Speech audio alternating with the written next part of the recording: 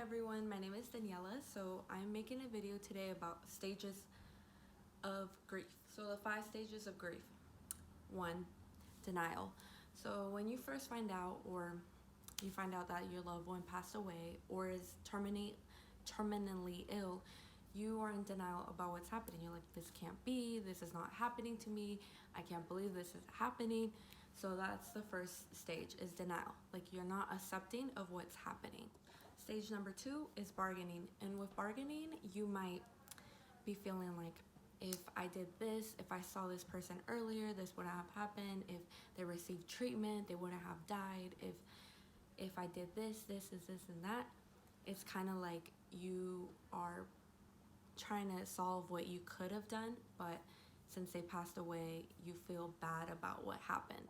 And the third stage is anger. And with anger, it could come in waves. Like, you can be angry about the system or the way they passed away, or you're angry that you didn't have more time with them, or you're just mostly angry about the situation, especially if it was a terrible death where somebody took away somebody else's life. Then you feel like anger towards that other person. But if it's, let's say it's a situation where they're passing away because of cancer, and then maybe like the doctors, you feel like they could have done more, and then you're angry towards the doctor or the hospital system. The 4th stage of grief is depression. So once you finally realize, you're like, wow, this person's not gonna be here with me anymore, and you start feeling sadness over it, and you start feeling that heaviness over you, because you feel like you start knowing that they're gone and that they're never gonna come back.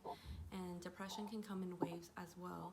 Like, you might be sad one day, and then the next day you don't have motivation, and the next day you might have a lot of motivation. It just comes in waves. Now the 5th and the last one is acceptance. With acceptance, you just accepted the fact that they passed away and they're never coming back, and you're happy in some way, or at least hopeful, and you feel at peace that they're at peace and they're no longer suffering, especially if it was a terrible death, where they were in a coma and they were on feeding tubes, or they had cancer and they were in so much pain because of the chemo or what they were going through. You feel relieved that your loved one is no longer in pain. So these 5 stages of grief can come in waves, and some of them you might not experience, some of them you might experience a lot more. But regardless of anything, take care of yourself and make sure you're aware of these stages, so then whenever they hit you, you know what stage you're going through. Hope you have a good day.